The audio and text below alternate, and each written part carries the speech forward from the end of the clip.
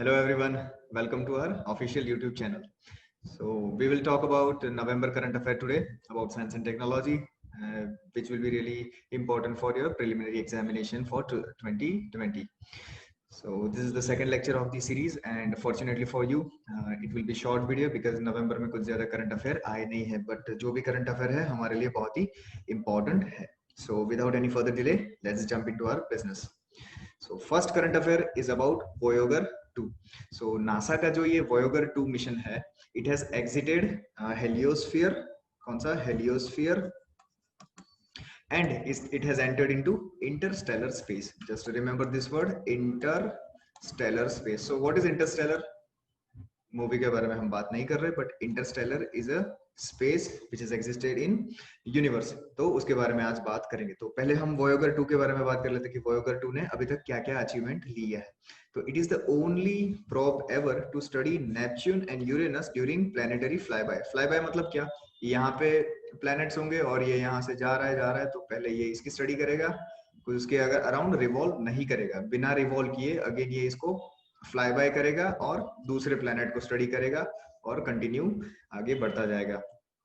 And again it is the only spacecraft to have visited all 4 gas giants. कौन से 4 gas giants? Jupiter, Saturn, Uranus and Neptune. इन सभी को उसने fly bye में study किया है. साथ साथ में उसने नेपच्यून का ग्रेट डार्क स्पॉट भी आइडेंटिफाई किया है. And to study about great dark spot, just Google it, because ये हमारे लिए उतना ज्यादा इंपॉर्टेंट नहीं है as far as science and technology concern, but for your curiosity you can search it in a Google. तो सबसे पहले हमारा टर्म आया था हेलियोस्फीयर. What is heliosphere? तो heliosphere is a bubble around the sun created by outflow of the solar wind from the sun. और साथ साथ में क्या होगा कि इंटरस्टेलर स्पेस से जो आने वाले विंड है उन दोनों के बीच में एक इंटरेक्शन होगा. तो ये इंटरेक्शन से जो बनता है उसको कहा जाता है हेलियोस्फीयर. और हेलियोस्फीयर की जो बाउंड्री मार्क करता है उसको कहा जाता है हेलियोपोज. जो ट्रोपोपॉज जैसा है वैसे ये हेलियोपोज है. तो हेलियोपोज के बाद क्या स्टार्ट हो जाता है? हमारी इंटरस्टेलर स्पेस. इंटरस्टेलर स्पेस क्या है? सी, the हेलियोपोज marks the end of heliosphere and beginning of interstellar space. Let's see visual representation, आपको ज्यादा पता चलेगा. तो अर्थ से वोयागर 1 निकला था, इस डायरेक्शन में गया, वोयागर 2 गया इस डायरेक्शन. तो वोयागर 2 है वही सबसे पहला है कि जिसने चारों चार गैस जायंट से स्टडी किया और फ्लाई बाय हुआ है. और दिस इज दी हेलियोस्फीयर.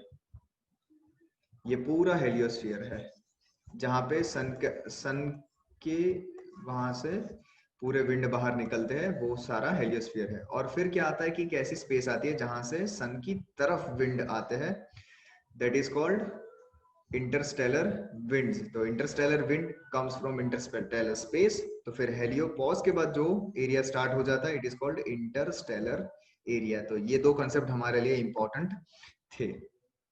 उसके बाद हमारा दूसरा करंट अफेयर है कि अटल टिंकरिंग लैब मैराथन. तो जो अटल इनोवेशन मिशन है, तो अटल इनोवेशन मिशन ने ये एक मैराथन लॉन्च की है. ये मैराथन किसके लिए है?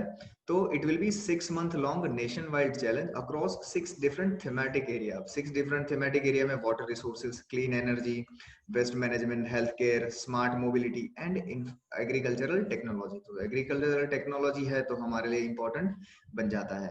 And it is for only students up to the age 18.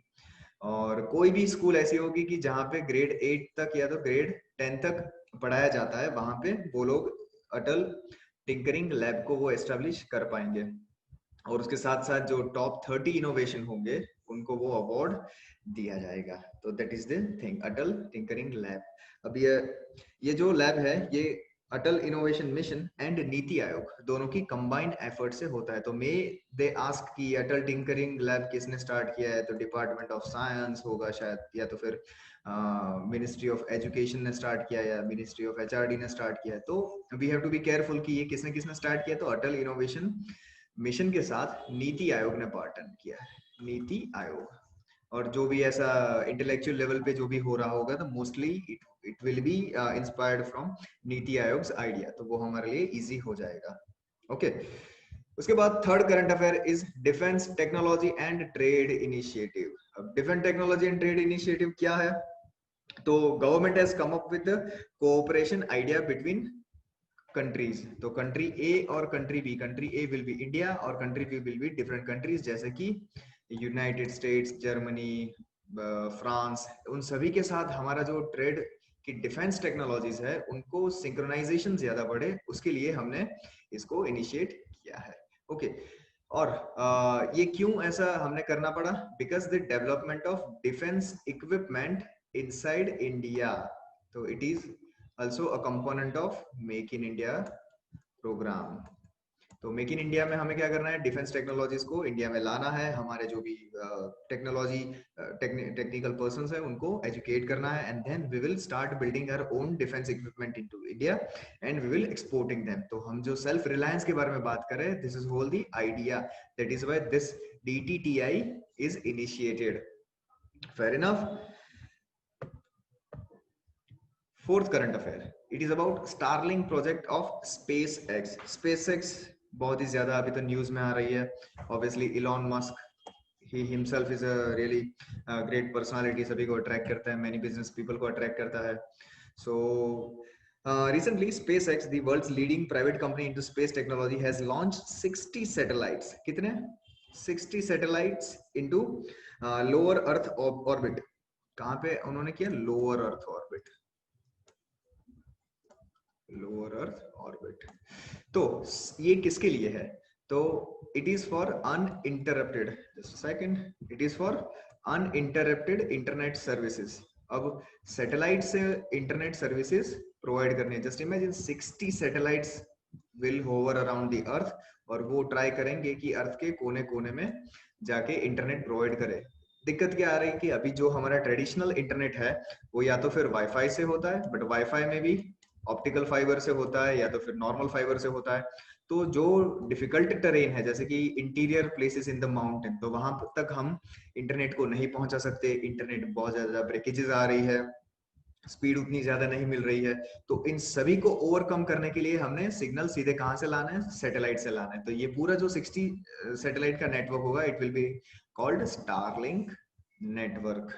Okay, तो this is the Starlink network. अब एक दिक्कत लोगों को ये क्वेश्चन कर सकता है कि जियो स्टेशनरी ऑर्बिट क्यों नहीं? जियो स्टेशनरी ऑर्बिट बहुत ही हाइट पे होती है, अराउंड 36,000 हाइट पे। बट जियो स्टेशनरी का क्या एक फायदा होता है कि अर्थ यहाँ पे रहती है, अगर जियो स्टेशनरी हुआ तो एक टाइम पे it has ability to cover 1/3 of earth. तो अगर हमने 3 या 4 सैटेलाइट रख दिए तो देयर आर पॉसिबिलिटी कि हम पूरा अर्थ को कवर कर सके। बट जस्ट इमेजिन, ये सैटेलाइट्स 11,000 किलोमीटर पर आवर की स्पीड से मूव करते हैं, बट साथ में ये कितने दूर है? 36,000 किलोमीटर फार अवे फ्रॉम अर्थ। तो वे फार अवे फ्रॉम अर्थ है, तो उतना ज्यादा यहाँ से डेटा को वहां भेजना, डेटा को यहाँ रिसीव करना, तो ये क्या बढ़ाएगा? लेटेंसी रेट बहुत ही ज्यादा बढ़ाएगा। लेटेंसी रेट क्या कहता है? Latency rate is a time lag between data receiving and sending. तो ये दोनों को हमें कम करना है, because we need faster and faster internet. तो लोअर अर्थ ऑर्बिट पे होंगे 800-900 किलोमीटर के रेंज में, तो फटाफट से डेटा जाएगा और डेटा रिसीव होगा। That is why it is a very feasible, and that is why 60 satellites को हमने एंगेज किया है इंस्टेड ऑफ 4 और 5 satellites in geostationary orbit. Okay, next is bacteriophages. तो bacteriophages is a kind of a virus that can kill bacteria. See, it is a kind of a virus that can kill bacteria. तो this virus can really help humanity. अभी तक जो भी हमने virus देखे हैं तो वो ह्यूमन को परेशान ही करते आ रहे हैं। बैक्टीरियाज भी देखे तो वो भी, some bacterias are helpful, some bacterias are really pain for us. So ये ऐसा पहला वायरस है कि like there are hundreds of virus but still we have found this virus कि ये एक ऐसा वायरस कि जहां जहां बैक्टीरिया है वहां सभी के जगह एग्जिस्ट करता ही है, but we have to find the virus और उसको करेक्ट क्वांटिटी में वहां पे रिप्लेस करना है। तो वो क्या करेगा? जो भी बैक्टीरियाज हमारे डिफिकल्ट है या तो फिर हमारे लिए हार्मफुल है, उन सभी को वो तोड़ देगा या तो फिर उनको डिस्ट्रॉय कर देगा, डेड कर देगा। ये क्यों हमारे लिए इंपॉर्टेंट है? Because right now multi drug resistance बहुत ही ज्यादा फेमस है। वो क्या हो रहा है कि हम ओवर एंटीबायोटिक यूज की वजह से सभी हमारी बॉडी में एंटीबॉडीज क्रिएट हो गए हैं। काफी सारे ऐसे बैक्टीरियाज है जो करंट ड्रग है उसके सामने रेजिस्टेंस दिखाते हैं और हमारा डिसीज क्योर नहीं होता. So what we can do, we can inject such virus और जो बैक्टीरियाज है उसको डिस्ट्रॉय कर सकते हैं, because bacteria is not immune from bacteriophages virus. That is why it is important for our health system and it will be a point of research and development in future. Sixth current affair is about private sector in space. तो private sector in space, तो हमने सबसे पहले क्या किया कि new space India करके हमने एक कमर्शियल आर्म बनाया. तो कमर्शियल आर्म ने क्या किया कि अमेरिका के 13 नैनो सैटेलाइट्स को लॉन्च किया. सी right now we have not capability of delivering large satellites, but indeed we have capability of delivering small satellite but in a huge number. जैसे कि हमने last time more than 100 satellite को launch किया था. तो ये तो 2019 का सबसे पहला है ऐसा कि फर्स्ट हमारा कमर्शियल ऑर्डर आया है जो 13 नैनो सैटेलाइट को लॉन्च करेगा. साथ साथ में इंडिया का कार्टोसेट 3 को भी लॉन्च करेगा. अब Cartosat 3 is for earth observation satellite और it will give us the high quality image. ये किसने डेवलप किया है? इसरो ने डेवलप किया है एंड ऑर्बिट इसकी क्या रहेगी? 509 kilometre. So just imagine, just remember about New Space India, which is a commercial arm of ISRO, and we have gladly accepted the private sector into space. Last topic for today is a FASTag. So everybody knows about FASTag, but let us think, let us view science and technological aspect of in FASTag. तो FASTag को government ने पहले ऐसा बोला था कि हम 31 दिसंबर से मैंडेटरी करेंगे, फिर मार्च से मैंडेटरी करेंगे, फिर कभी से मैंडेटरी करेंगे, but it will B someday it will be mandatory for toll payment in national highways. May be state highway में अभी भी इंप्लीमेंट ना कर सके, but it will B obligatory for national highways. तो इसका क्या क्या मोटिव है? तो सबसे पहला मोटिव क्या है? तो remove bottlenecks and capture of all toll electronically. तो जो भी इलेक्ट्रॉनिकली हमारी सिस्टम है अभी उतनी एफिशिएंट नहीं है, तो फास्टैग की टेक्नोलॉजी की मदद से हम उसको एफिशिएंट बनाएंगे और टाइमली डिलीवरी पॉसिबल करेंगे. और it is under control of NHAI, national highway authority of India. So इसका मेन एम क्या है? Without human intervention. क्यों ह्यूमन इंटरवेंशन हमें निकालने की जरूरत है? क्योंकि यहाँ पे टोल पे क्या होता है कि कोई भी रीजनल बंदा होगा, बोल देगा मैं बीजेपी से हूँ, कांग्रेस से हूँ, मैं यहाँ का बड़ा हूँ, ये हूँ, फलाना टिमका, तो वो बंदा वो टोल को अवॉइड करता है. Imagine there will be no people, तो उसका सुनने वाला कौन होगा? अगर उसकी विंडशील्ड पे फास्टैग नहीं लगा है तो वो पास नहीं कर पाएगा, अगर है तो वो पास कर पाएगा. तो जो हमारा ऑन फील्ड करप्शन है उसको भी हम टारगेट कर सकते हैं और जो हमारा माल फंक्शनिंग ऑफ ब्यूरोक्रेसी है उसको भी हम इजीली इसको कैटर कर सकते हैं with the route of technology. तो let us study about FASTag. ये फास्टैग काम कैसे करता है? तो it works on RFID technology. RFID मतलब radio frequency identification technology.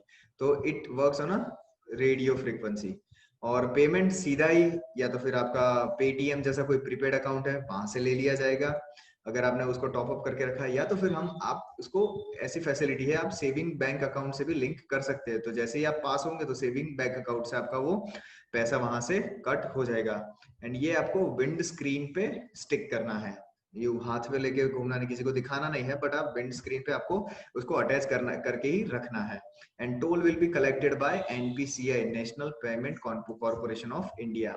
Late us see कि कहाँ पे स्टिक करना है. जस्ट देखिए ये आपकी कार की विंडशील्ड है, विंड स्क्रीन है और यहाँ पे आपको ऐसे फास्टैग का स्टिकर लगा देना है. ओके तो जैसे ही आप पास हो गए यहाँ से ऑटोमेटिकली आपके पैसे कट हो जाएंगे. So that's it for the this month, November 2019. We will see you again in next December. Thank you very much. I hope you have learned so many things, and please if you have any query, any question, any appreciation, we welcome your comments and spread the word. Thank you very much. See you next time.